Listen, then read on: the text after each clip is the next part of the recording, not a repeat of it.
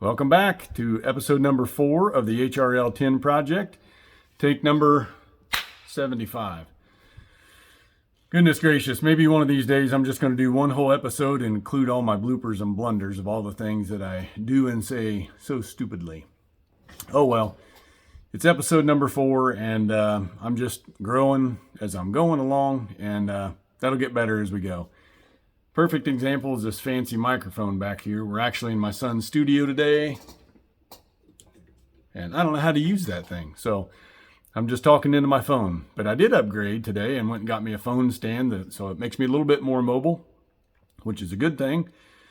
I was going to say welcome back, race fans, today, but that's the reason we're in the studio. I was going to do something out by the fire pit, but it's raining, and I think you guys probably got rained out at the track today. Maybe they'll get it in later on, but we shall see. My name is Burke Smith.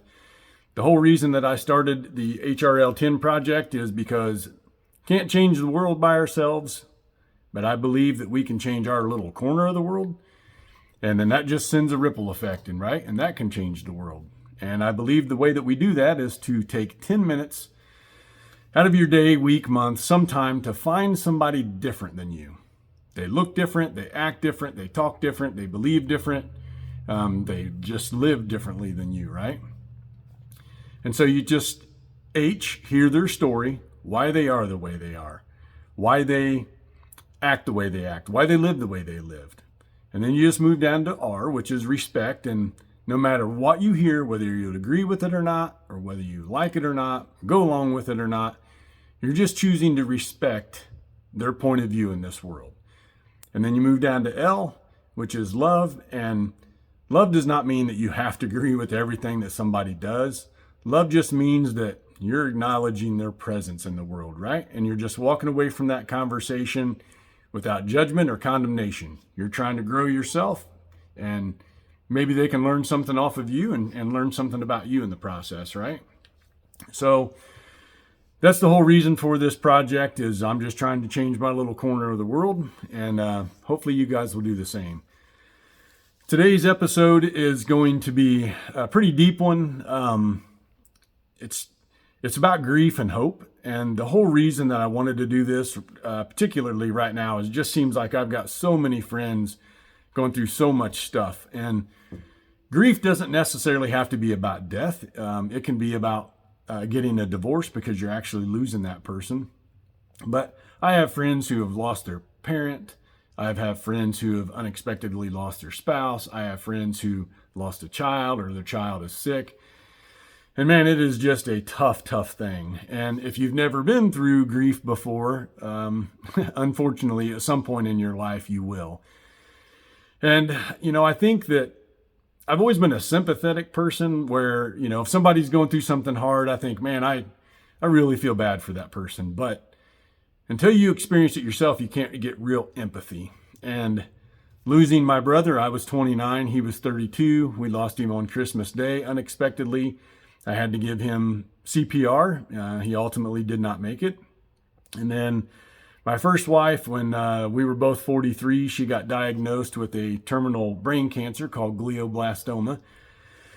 She lasted 18 months, so I had to watch her go through that hell. And that's a different grief on a different level, and I think every stage is different. Grief is just a very, very tricky thing. So when I lost my brother, that was tough and very hard. And then when I lost my spouse, that was like a whole different level of grief. I have both my parents, fortunately, so I haven't experienced that. And I pray that I never have to lose a child, because I just don't know that I could handle that grief. So just know that they're all different. And the biggest thing that I want you to get away from this today is just I want you to know that wherever you are in your life with this stage of grief, that it's okay and that you're normal, right? And we all know there's 5 stages of grief, and I'm going to be looking at my notes a lot because I've got a lot to say on this, but they're denial, anger, bargaining, depression, and acceptance. And they say those in order, but if you've ever been through grief, man, those things, they're not in order at all, right? Or it's not just one at a time. You may be experiencing anger and depression at the same time. And actually, they say anger is nothing more, or I'm sorry, depression is nothing more than anger turned inwards. So it's kind of frustrating. You'll go in one and think, man, okay, finally I got through that. And then you go out of it. And then you're like, all right, I'll move on to the next one. And you may be fine for a while. And then 2 months later or a year later, you may go right back into that stage again. And so I just want you to know the big thing is that wherever you're at, it's normal and it's okay. It's been this Christmas will be 24 years ago that I lost my brother. And man, I still notice, like on holidays, I think, why do I just feel not myself, or I will get depressed or I will get anxious. And I'm like, what is going on? And I forget it's the anniversary of his passings coming up soon. And this starts like months out. It's not just on Christmas Day. It really does start months out. And then it'll be 8 years this November 1st that my first wife, Betsy, passed away. And man, that one was really hard because think about our anniversary, think about when we dated, those special dates come up. Think about her birthday, think about all those things, and your mind doesn't, I've done a lot of work, and do yourself a favor, do some work on the subconscious mind. There is a statistic that 80% of our current decisions come from the subconscious mind. We're not even aware that we're making these decisions, right? And why we're acting the way we're acting. So I just noticed myself feeling off or different or sad or irritable, and anxious. And I'm like, man, what is going on? And I'm sure enough, if I take my time and slow down, I'll notice that we're getting close to the anniversary of something that went on with either my brother or my spouse. So just know that, especially all of the firsts, all of those anniversaries are going to be super tough. The first birthday without them, the first Thanksgiving without them, the first anniversary without them, the first Christmas without them, any of those special things you like to do, even the first time you hear that song when they're not here, the first time you get in the car, the first time you go to the store, it's just a very, very powerful thing that I want you to know that you're not crazy. I guess that's the big thing, right? And then something that, when I would go to counselors, they would always tell me to do is to feel it. Just feel it, Burke. Just sit with it. And I used to go, my goodness gracious, man, I'm 3 or 4 years into this. And the brain doesn't know time. So you may think to yourself, man, come on, Bert, get over it. It's been 24 years since your brother passed away. But the brain doesn't know 24 years. The brain just knows that experience, and it associates that experience with that moment. And you just go right back to that moment like you're living there, right? So just want you to know that that's normal. But they used to tell me that it was to just feel it and to sit with it. I'm like, are you kidding me? I do feel it. Every day I'm freaking anxious, or I'm depressed, or I'm angry, or just irritable, or just don't want to be around from anybody, and I'm drawn back. What do you mean feel it? What do you mean lean into it? And it took me, honestly, till this last year to understand this. I would feel it, but instantly I would get busy. I would go start doing stuff around the house, or I would go outside, or I would go work some overtime at the firehouse, or I would do something to just get away from it, right? So even though I felt it, I wasn't fully leaning into it and setting with it. And what that means is when you get to that point where you do get anxious, sad, depressed, angry, irritable, that just sit there in that moment. Just let those feelings come over you. Acknowledge it. I'm going to turn this camera a little bit. Acknowledge it. Give those feelings a voice, because the more that you push them down, the more that you work, the more that you go work out, the more that you stay busy, the more those things are repressed, right? And they eventually will come up. Your body will eventually just say, hey man, screw you. If you refuse to feel this, we're going to shut you down so you do feel it, right? And that's where the anxiety comes from, is because you're stuffing all of that. And you're going to feel super guilty about having a good day. The first time, it was weird. I remember the first time I laughed, I was like, who am I to laugh? How can I possibly be having a good day when people I've lost are gone? Or the first time I went out and had a good time with my friends, or the first time that I actually enjoyed a day, I just felt terribly guilty. And it took me, again, up until this last year to really get over that guilt. When I moved on, I've gotten remarried now, and I have a wonderful wife, Mindy, and she's been super supportive of me. But I felt terribly guilty moving on from that, right? And so I just want to let you know that guilt is normal. And there's a big thing with, so I put this on a post a long time ago, that I want you to give yourself like 3 things. And that's grace, patience, and love. And grace is just telling yourself like, look, I'm doing the best that I can on any given day, at any given moment, with whatever energy that I have left, right? Don't expect too much of yourself on any given day. And then patience is, I don't care if it did happen 24 years ago, man, these things take time, and everybody is different depending on how long you knew them, depending on how deep your relationship was, depending on all kinds of factors, right? Give yourself patience that this is going to take time, and don't get too frustrated about it, because you're going to go in and out of these stages. And then the third one is love. Just tell yourself like, you know what? I love myself regardless. Whether if nothing changes, whether I'm having a shit day, whether I'm just having a bummer day, whether I'm having a disconnected day, it's okay. It's totally okay to give yourself some love, and don't expect too much from yourself, because the world tells us, man, like, hey, get over it. It's been a while now. That happened. There ain't nothing you can do.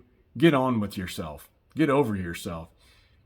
And that's just, obviously, people who say that have not been through it, right? Now, what I'm not telling you is to, when I tell you to feel it, and when I tell you to lean into it, I don't mean to just sit on the couch or lay in bed for days at a time. What you need to do is acknowledge those feelings and sit with them for a while, right? Get in that uncomfortable space, because that's what gets you through to healing. Just give yourself that space to say, okay, man, I am feeling this way. I don't like it, but I need to sit here, right? And give yourself, I usually give myself, depending on what the feeling is or how bad it is, anywhere from 15 minutes to an hour. And I just say, all right, at the end of that 15 minutes or at the end of that hour, I'm going to go out and do something. Because if you lay in bed all day, it's going to get worse. If you disconnect yourself from your friends and family, it's going to get worse. If you give in to the depression and the anxiety, regardless of how hard it crushes in on you every day, you have to make that choice to get stronger and move forward with yourself, right? Get connected into the world. The very thing that you do not want to do, the thing that feels like it's going to take absolutely all of your energy to do it, that is the exact thing that you absolutely need to do, right? Because that's going to move you forward, because you're having that good balance. You don't want to not feel it all the time, but you don't want to feel it all the time. So you just got to be somewhere in the middle. And if you're a Christian, I know it about wrecked my relationship with God, because I think, man, how could you take somebody so sweet? If you're going to take somebody, take me, but somebody who is just a deep Christian, how could you take them? And I'll be honest with you, I don't have that answer yet. But I have, and I was out of church for probably 3 or 4 years.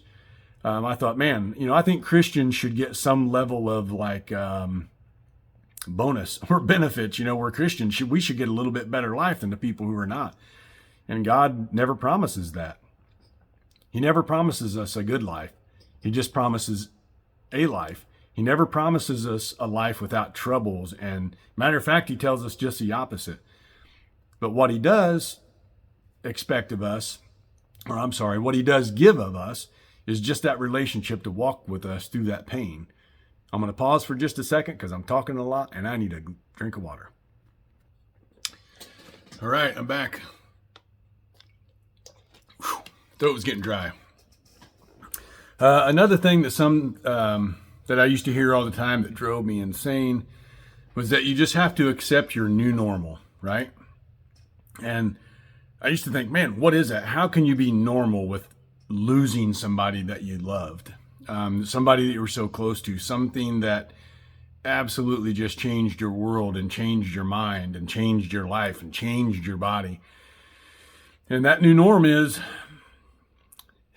you're just not going to be the person that you were prior to that loss, right? There's a quote by Billy Bob Thornton, and he said that, I didn't know this about him. He's a famous actor, but he lost his brother. And he said, I'm absolutely not the same since I lost my brother. And he says, 50% of the time I'll walk around pretty melancholy and 50% of the time I don't. And he said, but if that's the price of losing my brother and the price of love, he says, I will walk around with that. And he said, the sooner that you come to accept that, the better your life will be and the quicker you can move on. And that's what that new normal means, is that, man, I try so hard to be the guy that I was before I lost my brother and the guy that I was before I lost my spouse. And it takes a lot of energy, and I'm just not. I do get depressed sometimes. I do get anxious sometimes. I do get sad. I do get where I don't want to be around people as much. And because it's more of a fear of people seeing you, like you don't want people looking at you like you're weird, like what's wrong with you? Like I said earlier, come on, man, it's been 8 years. It's been 24 years. Get over it. The fact is, you don't get over it. You just have to make a choice to move on with your new life, right? And so the sooner you can do that, that's what that new normal means, is just your new normal is a life without them. And what you have now is your life, and you just have to get up every day and move forward and make the best of it. Excuse me. And where the hope comes in on this is that if we don't have hope in this world, we don't have anything. If you have pessimism and cynicism and irritability and anger and just hopelessness, man, that takes a toll on everything. It takes a toll on your relationships. It takes a toll on your marriage. It takes a toll on your career. It takes a toll on your body because you internalize all that. It takes a toll on your health. It takes a toll on everything, right? Or we can choose, which is a very hard choice. Believe me when I say this, it's not easy, right? But difficult does not mean impossible. We can also choose to move along in this life with hope and with faith and with joy and with some optimism. And it's a learned effort, I guess, but it is possible. And that's what you have to do, because you're still alive and you just have to make the best that you can with that life, right? And so I'm going to read something to you that I saw on the internet the other day, and I thought it was really good. It's a little bit long, but I just want you to listen to it, okay? And it says, your calling is going to crush you. If you are called to mend the brokenhearted, you are going to wrestle with a broken heart. If you are called to heal, you will experience your own share of trauma. If you are called at all to the lost and broken of this world and the throwaways, you're going to be sifted yourself. If you are called to empower, your self-esteem will be attacked. Your success will be hard fought. Your calling will come with spiritual warfare and sifting, both which are necessary for your mantle to be powerful, authentic, and humble. Your crushing will not be easy because your assignment is not easy. You cannot minister powerfully what you haven't personally walked out yourself. When you're feeling the weight of it coming down on you, run to the Father who longs to be your comfort. Let him whisper your true identity over you while resting underneath the shadow of his wings. Position yourself against his heartbeat and let him renew your strength and set your eyes forward. With no olives, there's no oil. With no grapes, there is no wine. And your oil is not easy, my friend. I just thought that was pretty powerful because this whole thing is, believe it or not, when you go through hard times in your life, as much as you hate them, those are the things that actually make you stronger. You think they make you weaker, and they do for a little while, but they actually are making you a lot stronger because you can sympathize and empathize with people. And I heard something I've seen this multiple times on Facebook that says, when you think you've been buried, maybe it's actually because you've really been planted, right? So this whole thing is, so on the Bible verse on the HRL 10 cards that I have, it says, the 2 commandments are love the Lord your God with all your heart, soul, mind, and strength. And the second commandment is this, to love your neighbors as yourself, right? Which is kind of that HRL 10 thing, loving people like you love yourself. But you can't love other people to the full extent until you yourself have experienced something. And once you experience something and you get that empathy and sympathy, that you can fully love on somebody and give them that love because you've been there before. And one last thing I want to tell you, which is super hard because we're already 21 minutes into it. And I could talk about this forever because I've known it personally. But I was talking to a friend of mine, and this guy is in his 60s, and he has lost both of his children. And he lost them like 20 years ago. And I said, man, how can you possibly just go on living? And how does that just not affect you every day? And he said, Burke, for the longest time, it did affect me. I took to drinking, I took to fighting, I took to doing all that stuff. He said, but you know what? I finally just had to say, and this is a very, very hard thing. Please understand when I say this, it's not easy, but I think it's essential that we all do this. He said, I just had to I had to go to the grave, and I had to have a talk with my children one day and say, I love you so much, but I have to let you go because it's killing me if I hang on. And that's what I would encourage all of you to do is you can still love somebody even though they're gone. But this is your life that you have. You're still here. And the person that is gone, the person that you've lost, the person that's not around anymore in your life, man, they would not want you to just have a sad, depressing, anxious, grief-filled life. They would want you to move on. And you're honoring them by moving on, by saying, hey, you know what? This sucks. This is terrible. I wish this would have never happened, but I'm here. And I have friends, and I have family, and I still have children. I still have grandchildren. I have people, I have coworkers who rely on me. And I'm going to choose to move forward, right? With what life that I have left. So hopefully that encouraged you. Hopefully I hit on some things that make you feel normal. Hopefully I make you hit on some things that make you think. It's all about perspective. We absolutely cannot control the things that happen to us, but we can control how we react to them. And it is a process. Give yourself that grace, that patience, and that love, right? And then you move on, because if you see somebody, back to the HRL 10 thing, if you see somebody that may be not acting normal, reach out to them and say, man, what's going on? You may be surprised at what you hear, right? And you never know. I mean, I've worked at the firehouse and I've seen a lot of suicides. You never know how close somebody is, like perfectly unassuming people that you would never expect it from. They can be on their last moment. And by you acknowledging that and you seeing that and taking the time to talk to them, man, you could save their life literally and save all that grief. Or even if they're not on the brink of suicide, just knowing that somebody cared enough to listen to them and they can just get that crap out of them, that'll make them feel better, okay? So I always like to end this with the Bible verse. The Bible verse is Proverbs 3:5-6, which is, Trust in the Lord with all of your heart and lean not on your own understanding. Acknowledge him in all of your ways and he will direct your paths. Not easy, right? Not easy at all. But difficult does not mean impossible. And I'm going to get off here. Be somebody's hope and love today. I love you all. I hope this episode helped you out even just a little bit.